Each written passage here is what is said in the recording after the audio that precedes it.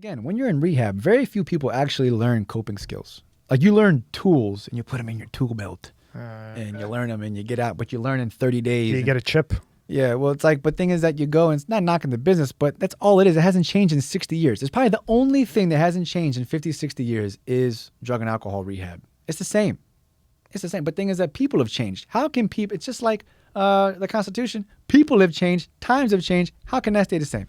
So it's like you got to see what you're working with. Yeah. I'm not saying turn it on, flip the whole thing over and change the whole thing, but you need to monitor the situation and see, look, it's just like a sport. Every week is a new team. Same modality. It's still basketball. It's still football. It's just a different team. We got to go about this differently, right? Same thing in drug and alcohol rehab, anxiety and depression. You know, it boils down to people skills, life skills, awareness, situational awareness, communication, reading people. I'm not saying you want to be like an FBI lie detector. I'm not asking people to do that. I'm just asking you to, just put this down and just have a conversation. Happens and develops right away, especially with the adventure therapy. Like, you have no choice. Like, we're all going through it together. That's why we don't call our clients, patients. We call them teammates. Yeah. So, like, our staff, we're a holistic facility. So we don't have therapists. We have coaches. We don't have psychiatrists. We have management. Like, we have consultants. So everybody is a professional and the best at what they do in their field. But they come in and it's all very just, it's not like it's white coat. It's like, look, man, this isn't. I've yet to see a psychiatrist or someone cure addiction yet, so don't come at me with that. Like, it's not rocket science. Let's just get to the root of this together. And, let's work through it. It's just be me and you for 30 days and or longer. I have people that stay for 90, some that stay for a year, until they get it right. And, let's just get to the bottom of this. People are willing to spend all this money on destroying themselves. When it comes to their health, it's like, oh, no. But it's like, no, man, like, let's do it. And when you're that committed to something, it's so worth it. I had a guy came to my place. Shout out to Rebound, and we're going to get all into that. Yeah, thank you. A little bit. But he came to my place, and, he was retired waste management guy in New York. And, he had a great job, retired, he was set for life. He had an injury, got his foot backed over. Oh, by a garbage truck? Truck, yeah. No, so he's set. Not unemployment, disability. He's good to go. Life's okay, right? And drugs. What happened is, not drugs, not alcohol. No. Just the fact that he couldn't work anymore, and just he was never like an athlete guy. Like, so gym wasn't an option. So he went and started a family. He had a few kids already, but just from not doing anything, that festers, right? Just it builds up. And then all of a sudden his mother passed away, and then there was like a few things. And before what happened, he developed, I think it's called agoraphobia. What is that? It's the fear of going outside. So he stayed in his house for like 5 years. Wow. So he stayed in his house for 5 years. 3 of the 5, he just stayed in his bedroom. He wouldn't even take his trash to the end of his driveway. And he came to us. And that was a mission in itself. And, it was wild, man. The guy, crazy, was smoking like 2 packs a day. Talking about anxiety. He's outside. He's in Florida from New York. And we got him driving again. He is afraid to go into buildings. So we would go out to breakfast in the morning, and he wouldn't even go in. He would just sit outside and wait for us to come out. And we had to bring breakfast out to him. We got him driving again, going into buildings, going to events. And now, we're talking about someone... He's living a normal life now. Granted, he still, like you said, he has to pull over and be like, wow, I'm driving. But through what we do in our program, the adventure therapy, it's literally baptism under fire. Like, your first day there, you're like, okay, so what are you doing today? Oh, we're going skydiving today.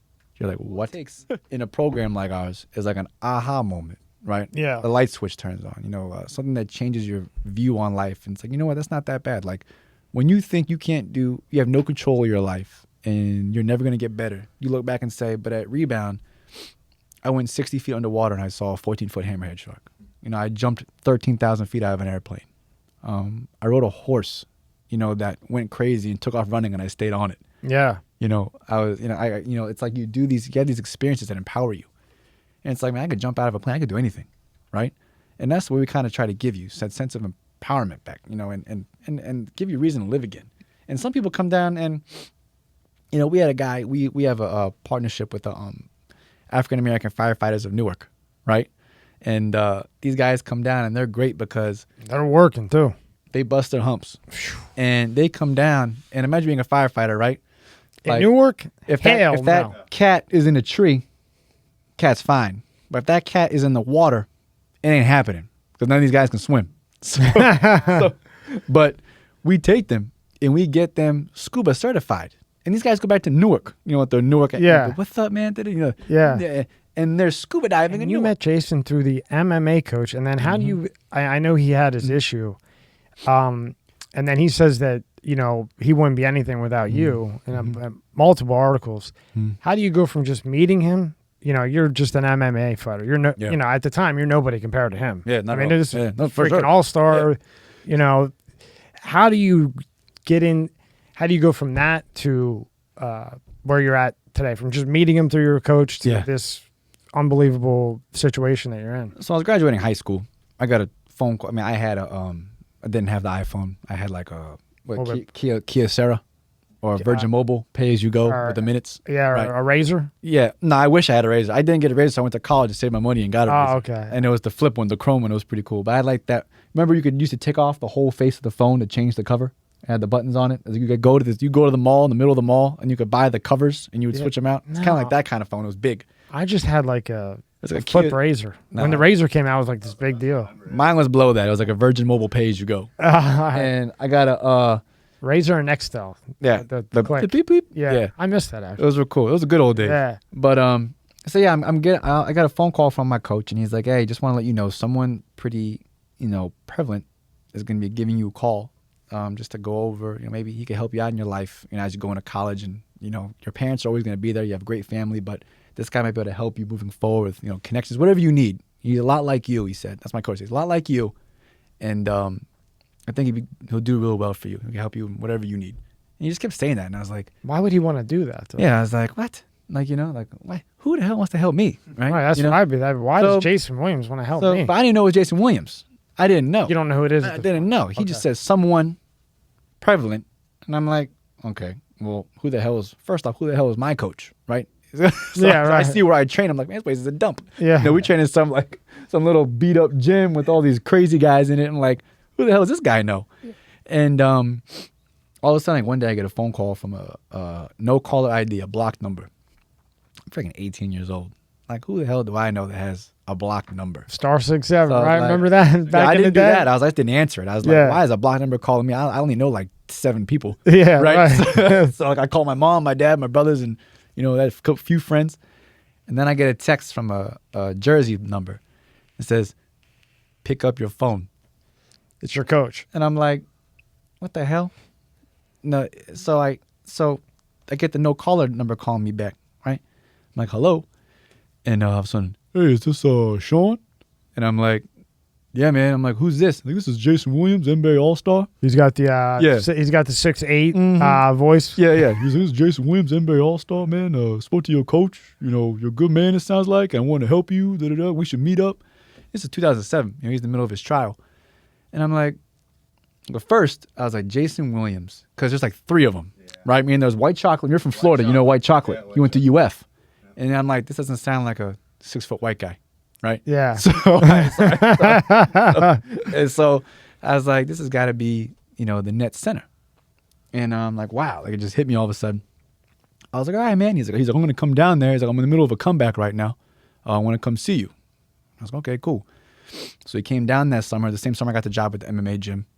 I met him down in Miami. He was actually thinking about moving down there because he had a tryout with the Heat and a meeting with Pat Riley. It went really well, actually. And he has a funny story about that, how he ended up admitting to Pat, you know, no matter how well, he was actually in the best shape I've ever seen. He's super strong, man. I mean, he could clean and jerk 405. Like, with no form. He's just dumb strong. Like, he's been laying bricks since he was 6. Well, I'm saying, like, if the guy can lay cement and play Jordan and be an all-star, I mean, he's strong. Yeah, he's retarded strong. I mean, he was just like, he just up and down. Yeah, I mean, it was like, and I was a strong guy myself. I mean, I could bench press like 335, like a squat 335. I was 18, and I was cleaning 315. So I was like, I thought I was strong. This guy walks in. A freak. Yeah, he was a freak, and I just never seen an athlete like that. I mean, especially playing over freaking Wellington. You know, I'd never seen anything like that. So I was like, and And we just had a bond, and he was in the middle of a big comeback, and and then it just turned out. Then his dad passed away, and then sorry to hear that. Yeah, and then he went away, and we stayed in touch. Always stayed in touch. I mean, when I learned, I don't Google people. I always go based off, like I said, who I meet, and I end up meeting a lot of his friends, and like the people I would meet, like are all people that are only at where they're at in their life right now because of Jay. And like something in him. If you've seen anything he's ever done, he's been through a lot. Like like you can't spell trauma without Jayson Williams. I don't know how. Yeah, there's a J in trauma now. Yeah, right? There's got to be somewhere in there. It's a silent J because he's been through so much. Your partner in Rebound, Jayson Williams, NBA All-Star, Mm-hmm. Through your MMA coach. Yeah, so I grew up, like I said, training down south, 5, 6 months. I had a severe anxiety, like childhood anxiety depression deal, right? Where my mom, because I was like, I couldn't handle any stimulation, positive or negative. I was super shy. I was like, and my mom was like, it took me to the doctor, but like, what's wrong with him? And they wanted to give me like Xanax and this and that. Mom was like, no, we're not doing that. We're talking about 1993, 94. When they were handing out like M&Ms, right? Mm-hmm. So my mom was like, well, she spoke to her coaches because she was training. And she's like, well, I'm just going to bring in my son and you guys are going to deal with him, make him a man. And she brought me in, and that made me, essentially close to what I am today with these guys, and they grew up in the same neighborhood as Jay. But, it really, I don't want to say fighting, I'll say martial arts, the structure, like it could be anything if you play sports, whatever. But that part of my life really brought me, it helped me. I mean, I could be one of these guys.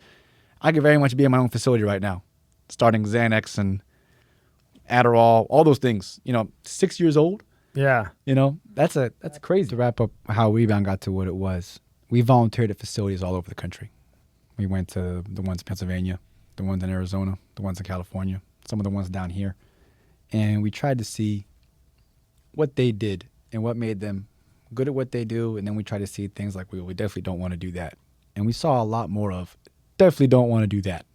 Then, oh, that's a good idea. We didn't see any of that. It was all pretty much the same. Like even the places in California, I'm not going to name them, but we all know what they are. All they are mansions that are like 25 years old on the side of a mountain. And that's it. It's no better than here where they stick 15 people in a 3-bedroom house. It's the same thing. It's just you have a better view over there. Yeah. And you're not learning anything. I mean, these people are inhaling cigarettes. They essentially control their own program. They don't get any kind of physical activity. They're never pushed out of their comfort zone. They're not challenged. They're simply asked, like you said before, how are you feeling? What bothered you today? Anything new? How does it make you feel? So what we started doing is we would say, hey, do you mind if we take them out and go paddleboarding? Something as simple as paddleboarding, right? And we go paddleboarding and like you learn really where people are at from balance and just learning something new. And you hear people say like, wow, I've never done anything like that before. Like I'll never forget this, paddleboarding with, Jayson Williams, right? Like, holy crap, people. And then that's where Jay and I looked at each other and said, we should just make a whole program just based off of that. And we started as an insurance-based, addiction treatment facility.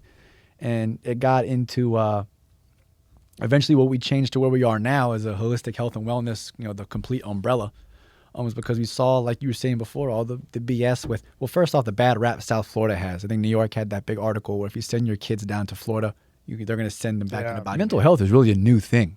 Yeah. It was not discussed until about the past 10 years. So you've got people who were in real life situations in the 60s and 70s when drugs became huge.